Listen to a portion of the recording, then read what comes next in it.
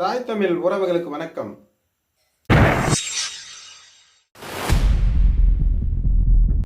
நம்ம சேனலை சப்ஸ்கிரைப் செய்யுங்கள். ஒரு வீடியோ போடுறோன்னு பார்த்துட்டு வாங்க. அவன் யாரையோ எஸ்ஐய லவ் பண்றாளாமா. பைதீஸ்வரன் எஸ்ஐய லவ் பண்றேன்னு சொல்றாமா. என்னால இருக்க முடியலமா, என்னால வாழவே பிடிக்கலமா, நான் சாவ போறேமா. பார்த்துருப்பீங்க, ஒரு தன்னை காதலித்த பெண் வேறொருவரை காதலிப்பதாக, இனிமேல் என்னை மறந்து விடுங்கள் என்று சொன்னதாக ஒரு இளைஞர் தன் உயிரை மாய்த்து கொண்டிருக்கிறார், தற்கொலை செய்து கொண்டிருக்கிறார். அவர் இந்த மாதிரி செய்வதற்கு என்ன காரணம்? ஏன் இப்படி போகிறார்கள் இளைஞர்கள்? ஒரு பெண்ணின் மேல் இவ்வளோ நம்பிக்கை வைக்க வேண்டுமா? அது ஏன் இப்படி நடக்கிறது?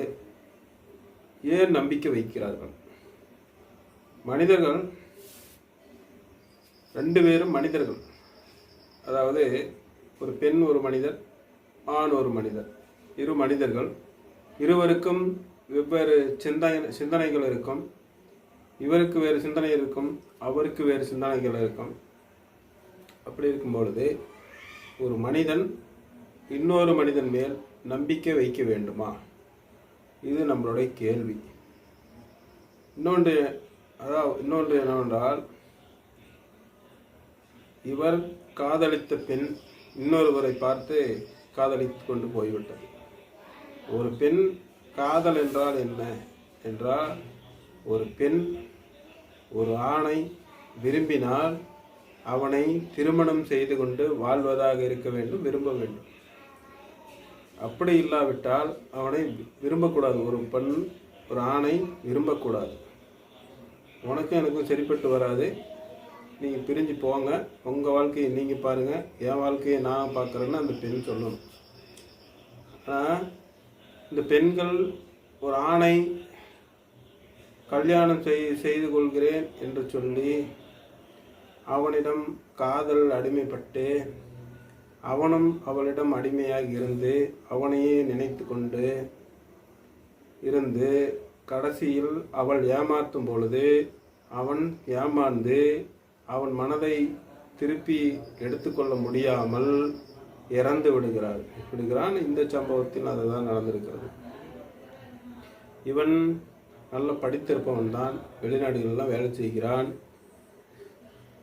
இவளும் நல்லா படித்தவள் தான்.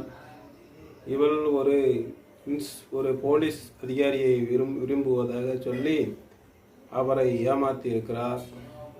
அவன் மனமுடைந்து தற்கொலை செய்து கொண்டான். இதில் செத்தவன் அவன்தான். இந்த பெண்ணுக்கு எந்த ஒரு இழப்பும் இல்லை. ஆனால் ஒன்று என்னவென்றால், இந்த பெண் யாரை திருமணம் செய்து கொண்டாலும் அவளை பார்ப்பவர்கள் அவருக்கு என்ன தோணும்? ஏற்கனவே ஒருத்தனை காதலித்து திருமணம் செய்வதாக கூறி அவனை ஏமாற்றி விட்டோம் என்று தானே அவன் மனதுக்கு இருக்கும்.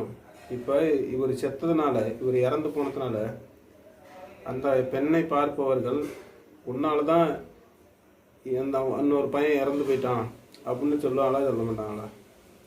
இவளை பார்ப்பவர்கள் எல்லாமே இவளால் ஒரு உயிர் போய்விட்டது, இவள் பார் இங்கு எப்படி தெரிகிறாள், எந்த கவலையும் இல்லாத இவள் தெரிகிறாள் பார் என்று எல்லோரும் சொல்வார்கள். இதற்கு இந்த பெண் மாதிரி யாரும் இடம் கொடுக்கக்கூடாது.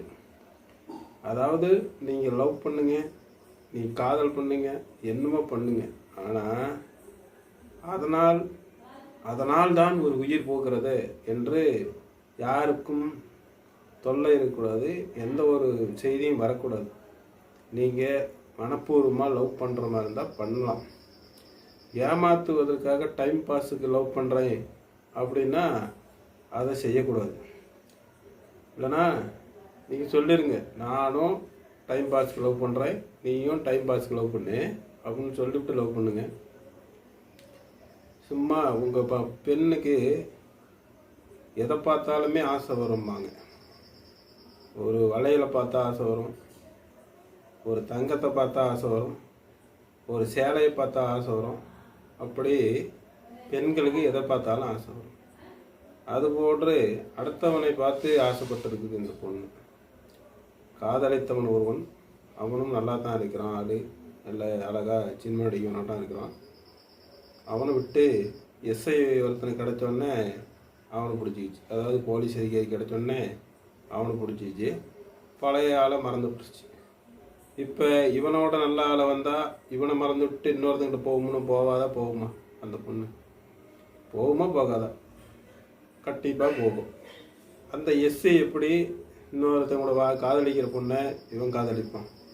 அவன் எந்த நிலைமையில் அவளை வச்சு வாழ்வான்?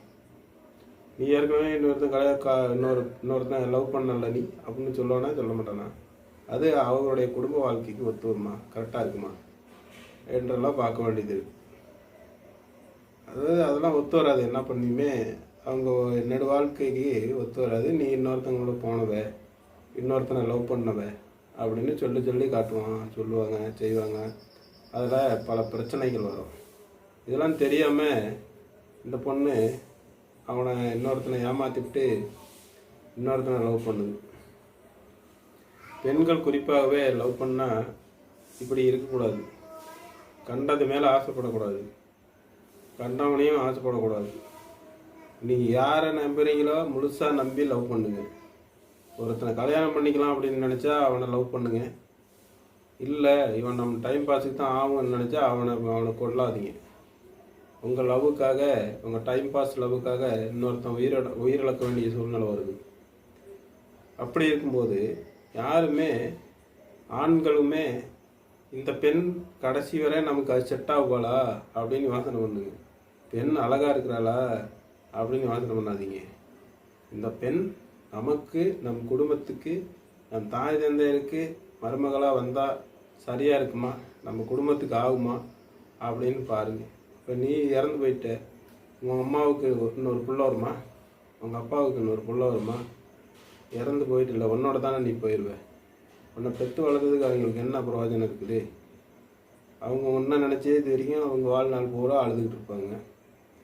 அப்படி இருக்கும்போது இளைஞர்கள் யாருமே பொய்யான காதலை நம்பி போகாதீங்க. அப்படி போனீங்கன்னா இந்த பையன் மாதிரி தான் உங்களுக்கு நேரிடும். இந்த காலத்தில் காதலே சும்மா மாதிரி ஆயிடுச்சு. காதலே ஒரு டைம் பாஸ். வராங்க, போகிறாங்க, பார்க்கு பீச்சுன்னு சுற்றுறாங்க, அப்புறம் கழட்டி விட்டு போயிடுறாங்க. இதுதான் காதல் அவங்களுக்கு. அப்படி இருக்கும்போது மக்கள், இளைஞர்கள், பெண்கள், வயதுடைய பெண்கள், காதலிக்க நினைக்கக்கூடிய பெண்கள் எல்லோருமே தன்னை ஒரு சுய பரிசோதனை செய்து கொண்டு நமக்கு செட்டாகுபவர்களை காதலிக்க வேண்டும், கல்யாணம் செய்து கொள்ள வேண்டும் என்று நினைக்க வேண்டும். ஒரு நிலையோடு இருக்க வேண்டும். ஒருவனுக்கு ஒருத்தி என்பதுதான் நம்மளுடைய தமிழர் வாழ்வியலின் அறம்.